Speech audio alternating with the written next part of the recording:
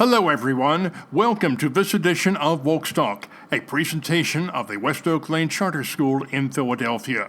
My name is Rick Wolfel. I'm joined by Dr. Deberra Peoples-Lee, West Oak Lane Charter School's Chief Executive Officer. Our conversation focuses on what students, parents, and staff can expect with the coming of the new school year. Dr. Lee, welcome back. It's been nearly a year since we were together for a podcast. We appreciate you taking time out of the schedule to join us as we get set for another school year. Thank you very much. Thank you. It's my pleasure to be back. It has been 19 months since the school has been impacted by the pandemic, at least as far as making the changes.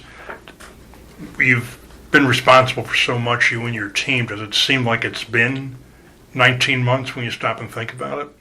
Well, it does feel like the never-ending story, to be honest with you.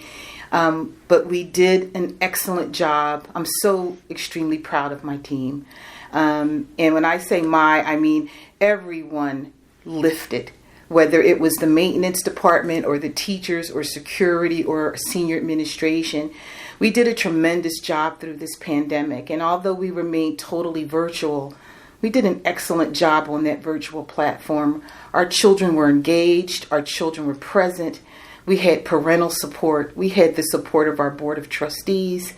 And even though I'm sure that there was some sort of learning loss, our students really stayed on academic standards this year. And so we were really, really proud of that.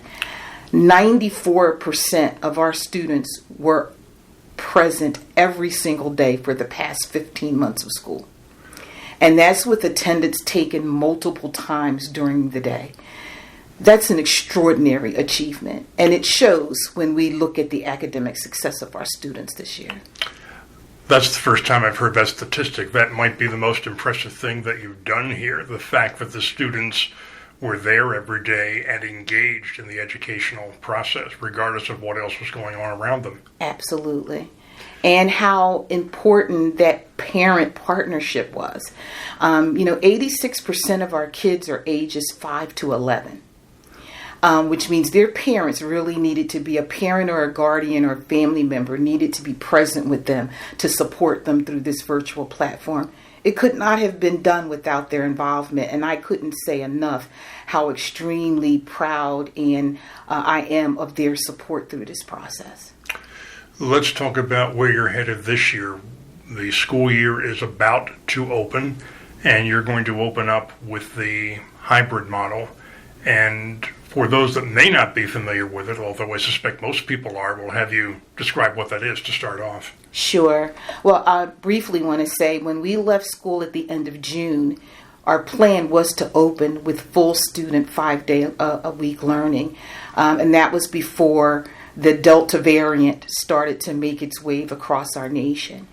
So we've decided, because of the size of our school and the percentage of our students who are not eligible to be vaccinated, we're going to open in a hybrid fashion. What hybrid means is that we break our students into two groups. We call them cohorts, cohort A and cohort B.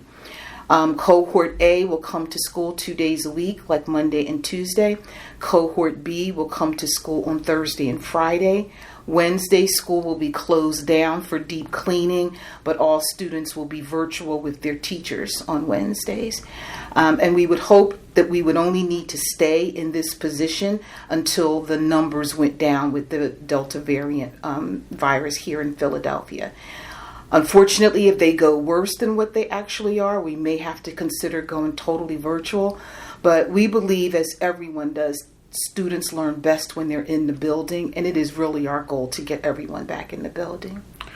I suppose what comes to mind is the idea that you have to be willing to adjust to changing circumstances, and you and your team have spent the last year and a half doing just that. But because things change so rapidly, the numbers change, you really have to have multiple plans in place depending on what's going on, correct? Absolutely. It's called being flexible and being able to pivot.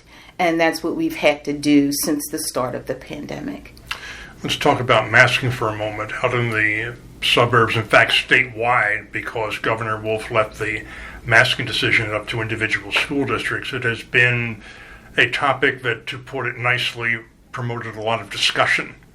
You like that way of phrasing it? That's a nice way of phrasing it. Thank you. And it has provoked a lot of discussion, a lot of controversy in suburban school districts. I've witnessed a couple of meetings that had very heated discussions about it. What did you decide you wanted to do? We have mandated masking in our building, and the one thing about our approach is that we've been talking about masking even when we were on a virtual platform, and we have always encouraged our parents to practice the masking with their students so that when they did have to come into the building, it wouldn't be a totally foreign process that they would be going through. We keep in constant contact with Children's Hospital of Philadelphia and also with the Philadelphia and Pennsylvania public health departments. Masking is the number one mitigation measure there is for this virus. Then comes hand washing, then comes social distancing, then comes ventilation. But masking is essential in order for us to decrease the transmission of this virus. And so we're mandating it for all staff. Our teachers started back this past Monday. It's mandated for them. It will be mandated for, our students as well. We actually did a webinar with our teachers today on the proper way to use and wear their mask as well.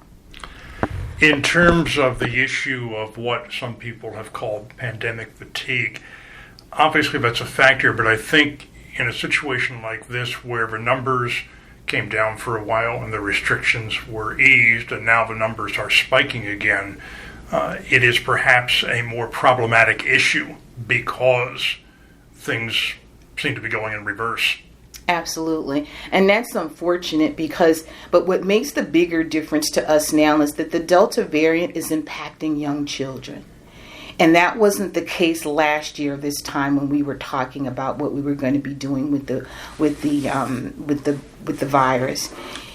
The idea that young children can get sick and die because people aren't wearing masks, or that people aren't getting vaccinated, or that schools don't have the resources they need to ventilate their schools is rather criminal, in my opinion. Our children should not be subjected to that when there are obvious ways that we can prevent that from happening.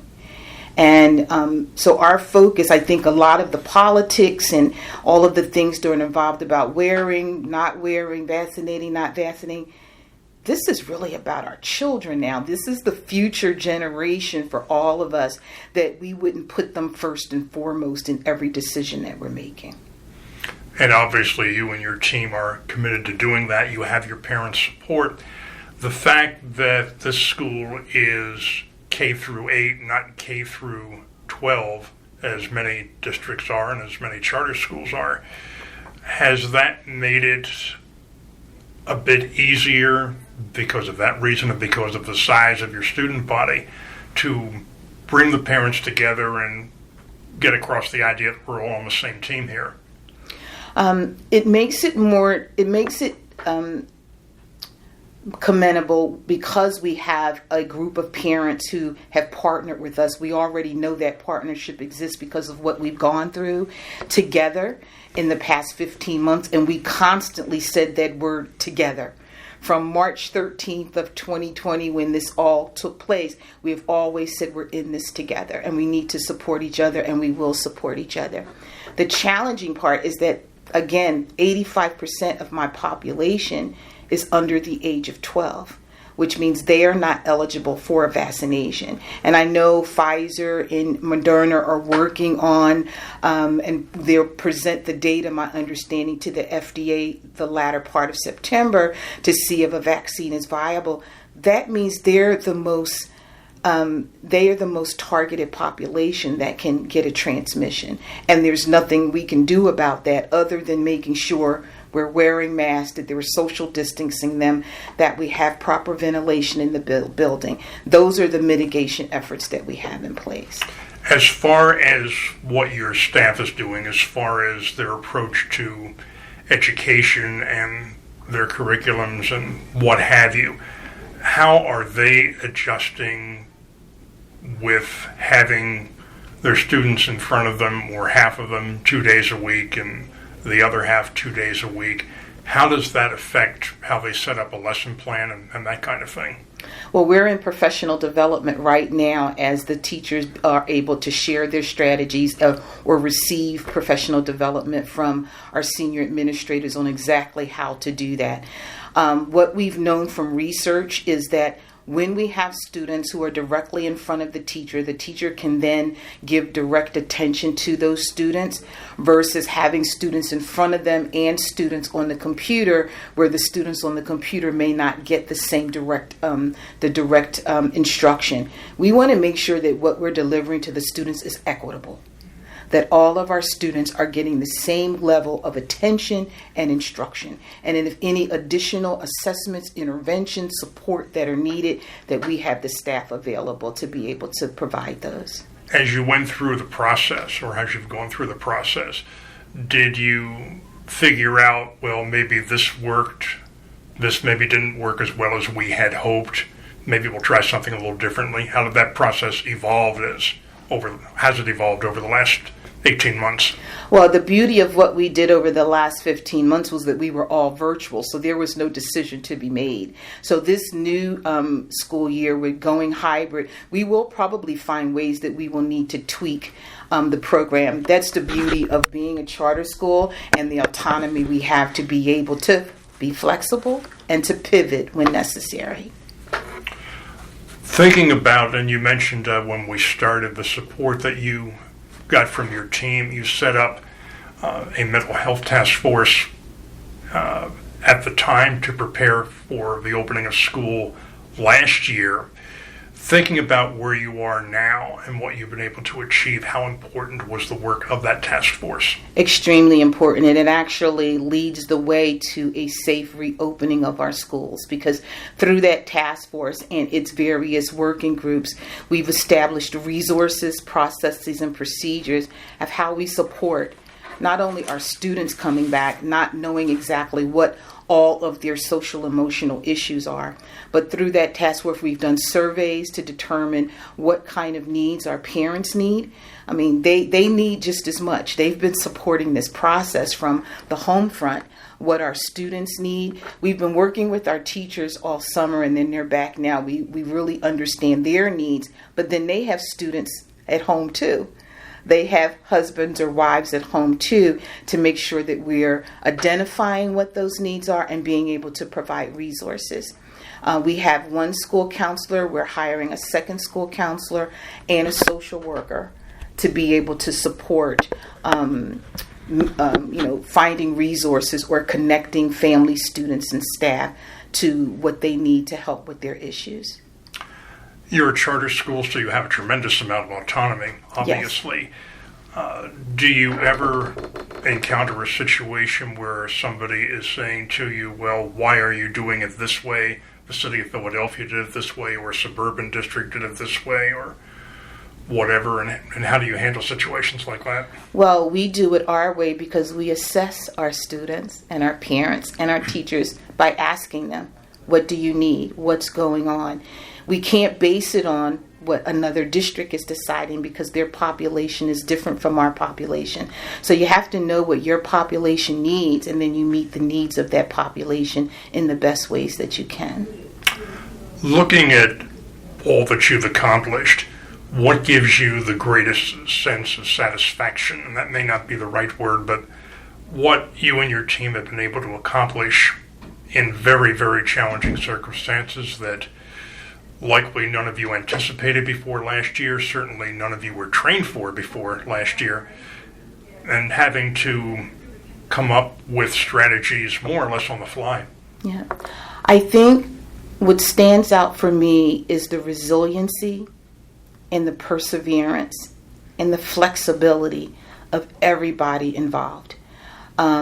Without that level of cooperation that we have, respect that we have for one another, and I'll be honest, these have been challenging times.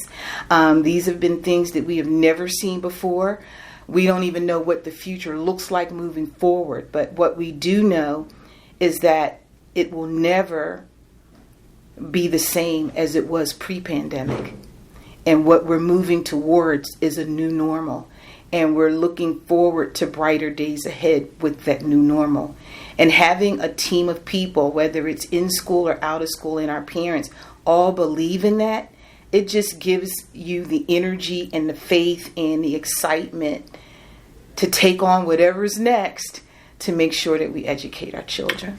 Dr. Lee, we thank you for making time for us, and I know your students are looking forward to the new school year, your students and staff, and we know they're in good hands. Thank you. Thank you so much. Our thanks to Dr. Deberra Peoples-Lee for joining us on this edition of WOLCS Talk, and our thanks to all of you for joining us. My name is Rick Wolfel. We invite you to join us next time.